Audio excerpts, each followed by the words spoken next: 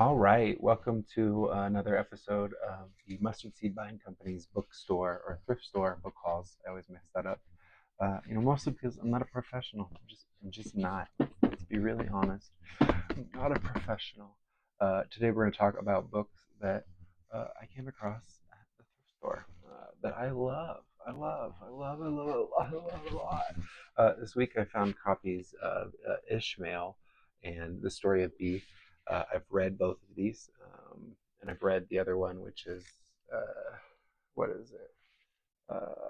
Shoot, what is the other one?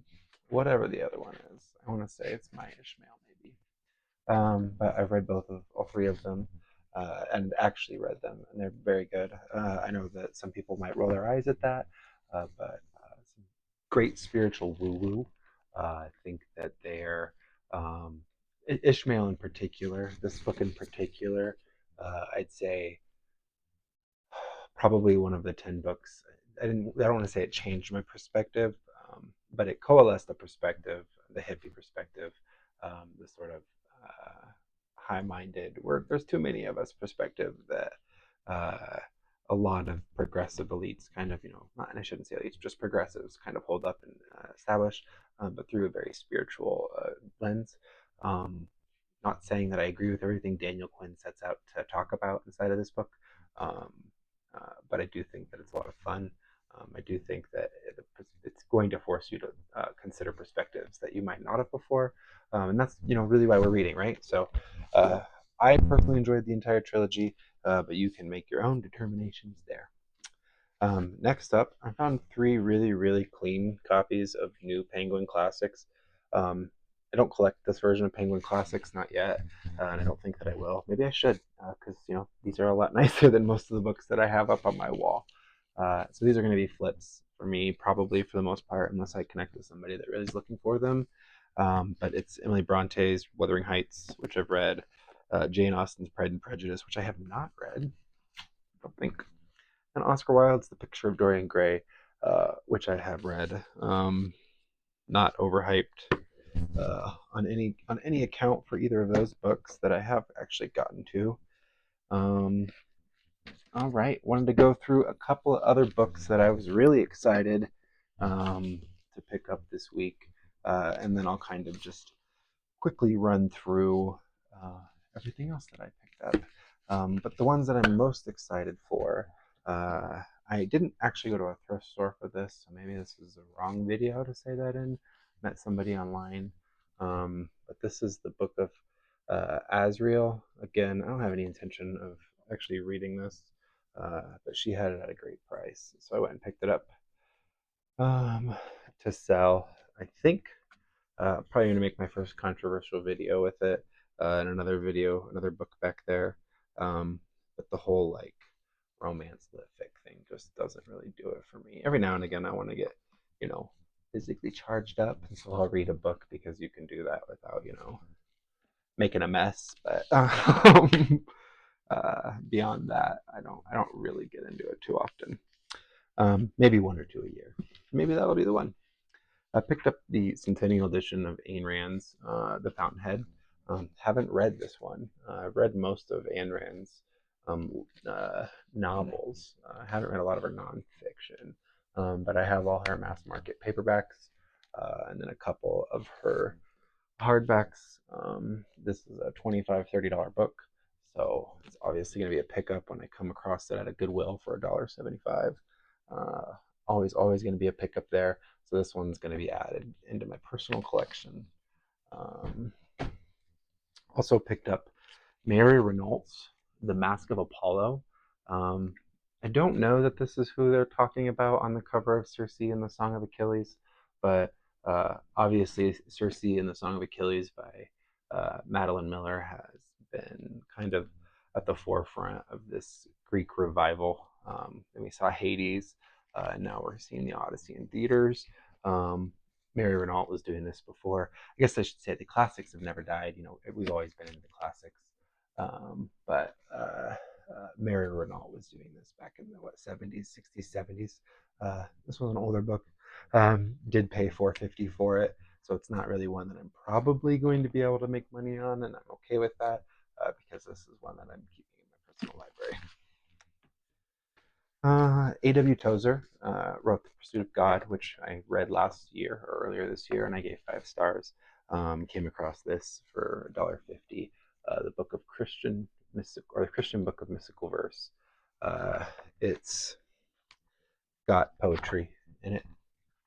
It's like a collection of poetry and um, by different people, and you know what? I can appreciate that. Tozer wrote a great book before, and so happy to visit with him again. Something that I can quickly go through. I picked this up even though the dust jacket's a little torn, just because I haven't come across it yet in hardback form. But this is Breath by James Nestor. I have read this book, or rather, I listened to the book on audiobook, but I do have it. I hope this video hasn't been really bad like that.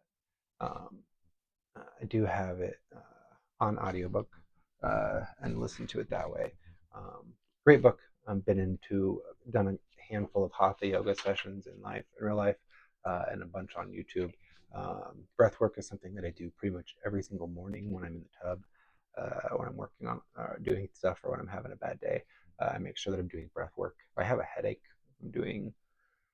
If I feel stressed out, anything has me going sideways or tilted, breath work is how I physically bring my body back into alignment. James Nestor is reviewing the science behind the modern medicine that's reviewing sort of traditional breathing medicine and routines and sort of validating that sort of experience. One of the big things that I tell everybody in my life is to breathe through your nose. No, I'm not doing it while I'm doing this rapid fire here in a video, but breathing through your nose is probably one of the most important decisions you can make on a daily basis.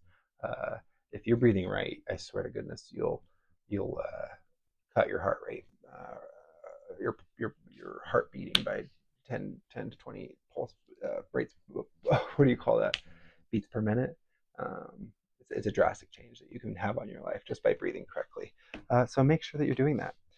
I don't want to say it's the last book that I'm excited for, but probably the last book that I'm going to put straight on my back shelf is Naomi Klein's Doppelganger. I don't know anything about this. I just know we both have red eyes. No, I'm kidding. I've read Naomi Klein's Shock Doctrine. Please don't do that, Malcolm. Malcolm, please don't do that. I've read Naomi Klein's Shock Doctrine. The Rise of Disaster Capitalism, and it's a book that I reference often. So excited to see what this has to say. Don't know much more about Naomi Klein, but I'm eager to learn more about her and what she has to say. Okay, all right. We'll save that till I get to the other books.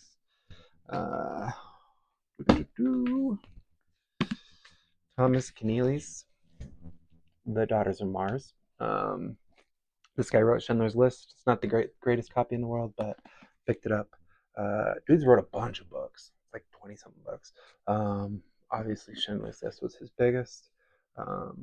It's sacrilege, but I've never actually seen the movie, never read the book. But excited to pick up a cheap hardback, clean copy of a book that looks like it's been out of print for a while. Anytime I come across one. I know he's one of the most reviled men of all time, but I did pick up a biography of Henry Kissinger, the statesman of the last half century that was largely responsible. Dick Cheney before Dick Cheney, he's responsible for much of the foreign policy that America embarked on for the last half of the 20th century. Yeah, just need to read up on him and kind of get into that mindset and see if there's I read a book on Putin, so I'm going to read up on anybody. The next one, I don't know how I feel about it. It's a contemporized version of the Bible. It's called The Message. I'm glad he's not calling it New Testament of the Bible or New Translation of the Bible, because that's very much, I don't know, messing with that stroke of the pen thing. But Picked it up because it's clean. We'll see how it does for me, but always interested in having new reference points. My only hesitation with it is that it has a quote from Bono of U2 on the back. So, everybody's favorite controversy queen of all time is Candace Owens. I know all her fans look like me, and I am probably one of her fans. I like that she stirs up shit. I think she's an agent of something. People get behind people, and she's got people getting behind her. Like what she's doing. Keep it up, Candace. Um, don't know about this book in particular. I read the blurb, but I do not need to make any determinations um, based on that alone. So, Candace Owens, love her, hate her. If you hate her, you should figure out why. War on Peace, The End of Diplomacy and the Decline of American Influence. We're going from Candace to Ronan Farrow. Two people that should probably have a podcast together. Be brilliant. Put them in a room. Lock them up. Lock them up with Joe. Lock them up with Joe, and we'll just, have them panel America all day, every day. The End of Diplomacy and the Decline of American Influence. Clean, not super valuable book, but is one that I'm going to add to my downstairs library. Might listen to it if I come across it on Audible or something. Libby for free. Ronan Farrow is interesting, but he hasn't written anything that's made me go like, oh, I need to read everything Ronan Farrow puts out. So have the book. We'll probably listen to the audiobook as I come across it. I already have this down there. You may be able to see it. But Jordan Peterson's 12 Rules for Life.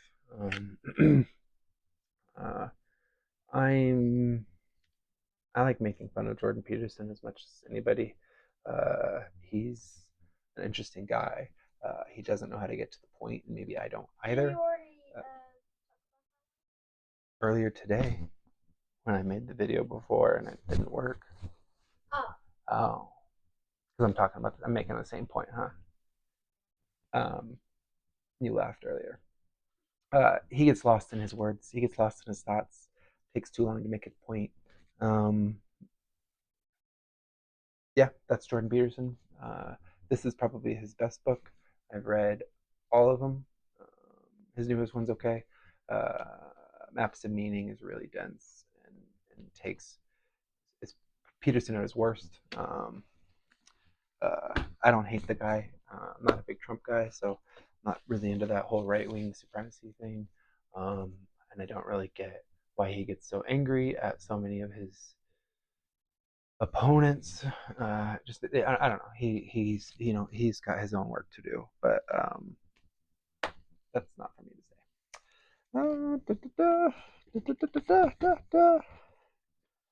All right. The Son of Adam by Harry Bingham. It's got a little bit of water damage on the bottom, just a tiny bit, but still a fairly clean copy. I believe it's an industrial revolution book in the vein of Sinclair Lewis. So it being so pretty and so old and so weird is something that I'm going to pick up 9 times out of 10. On the conspiracy side of things, I'm really happy that this book had annotations in it. I got The Art of Betrayal, The Secret History of MI6. I haven't read it. Don't know that I'm going to read it. Again, I might. But I will always pick up a conspiracy book. These types of things, usually I don't reserve my reading time for. These are my audiobooks. So like the ones before, I'll listen to anything while I'm at work or in my car and give it the time of day because I don't need to give it 110% focus. My reading is for things like the Odyssey or light material like my kids' books. All right, and I think at 14 minutes, we're going to end this one, and I'll save the rest of these books for another video. I hope you enjoyed this, and if you didn't, that's really on you. It's 15 minutes of me talking about books, so yeah. Have a good day.